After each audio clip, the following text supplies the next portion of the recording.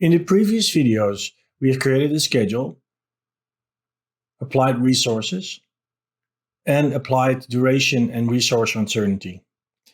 The next step is to apply correlation. During simulations, some activities will go longer and some will go shorter. When these activities are not related with each other, that's perfectly fine.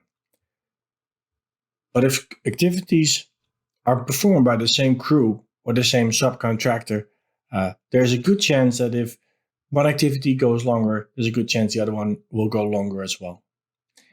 In this case, we should set them as correlated.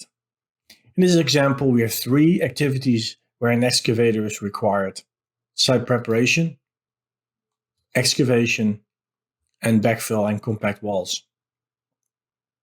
The team has decided that these activities should be correlated.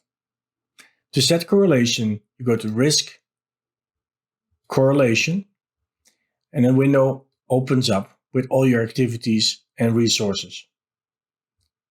So we want to set the correlation between site preparation, excavation, and backfill and compact walls. So first we select site preparation by double-clicking on it. A separate window opens up, and here we can select the activities that are correlated to site preparation. In this case, excavation and backfill and compact walls.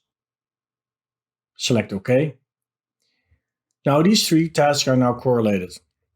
During simulations, they will behave in a similar way. The strength of correlation is standard set at 100%, but can manually be changed to, let's say, 90%.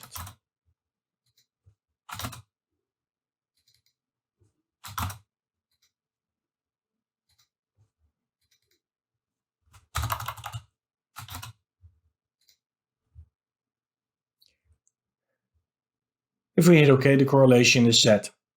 Every time we change correlations, we have to run the simulation again.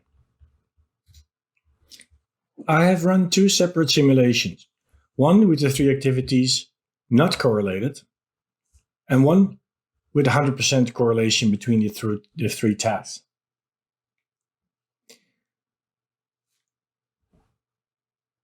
The green area shows the 0% correlation, and the blue area shows the 100% correlation.